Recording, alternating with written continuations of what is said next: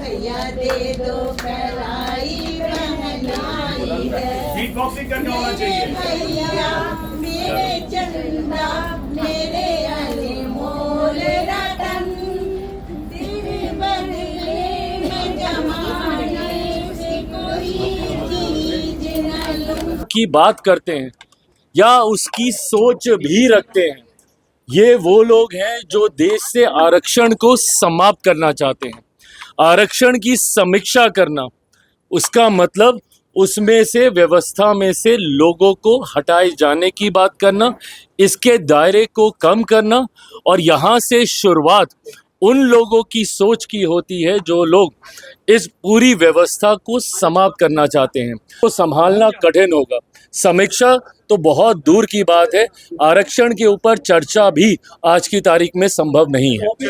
रक्षाबंधन के अवसर पर एलजेपीआर के प्रदेश दफ्तर चिराग पासवान पहुंचे हैं, जहां पर उन्होंने अपनी बहनों से राखी बंधवाया है। इस दौरान सांसद संभवी चौधरी भी चिराग पासवान को राखी बांधते हुए नजर आई है। केंद्रीय मंत्री चिराग पासवान ने आरक्षण को लेकर जो इन दिनों चर्चा छिड़ा हुआ है, इसको लेकर कहा है कि आरक्षण के साथ अगर कोई समीक्षा का सोच भी रखता है तो बड़ी संख्या में लोग सड़कों पर उतरेंगे और इसका विरोध करेंगे। आरक्षण पर समीक्षा की बात कतई उचित नहीं है।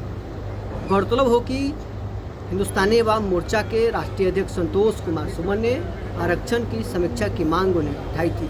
पलटवार करते हुए केंद्रीय मंत्री चिराग पासवान ने करारा जवाब दिया है। क्या कुछ तस्वीरें हैं किस प्रकार से चिराग पासवान राखी बंधवा रहे हैं, साथ ही क्या कुछ बयान दे रहे हैं, छोड़ जाते हैं आपको इस वीडियो के साथ। आज जिस तरीके से हमारे पड़ोसी देश में प्राकृतिक संकट भयावह रूप लेकर सामने आया है, नहीं तो संभवतः आज वहां भी इस त्योहार को मनाने वाले कई भाई बहन एक दूसरे का मुंह मीठा करा रहे होते। आज इस राखी पे पहले उन सबको याद कर यकीनन राखी भाई बहन के प्यार को और मजबूत करने वाली डोर का त्योहार है और भाई बहनों की रक्षा का वादा देता है। मेरे लिए ये बड़ी जिम्मेदारी है कि मेरी परिवार की बहनों के साथ साथ आज जब मैं व्यवस्था में भी मजबूती से मैं और मेरी पार्टी है, तो मैं उन बहनों की रक्षा के संकल्प को भी पुनः दोहराता हूँ, जो आज संभवतः कहीं ना कहीं संघर्ष में है। आने वाले समय में मेरी हर बहन न सिर्फ सुरक्षित रहे, बल्कि सशक्त होकर समृद्धि की तरफ आगे बढ़े। इस सोच के साथ मैं एक बार फिर से पूरे प्रदेश भर में, पूरे देश भर में और देश दुनिया में जहाँ पे भी भाई बहन के इस प्यार के त्योहार को मनाने वाली बहनें हैं, उन सबको रक्षाबंधन की ढेर सारी बधाई, ढेर सारी शुभकामनाएं देता हूँ।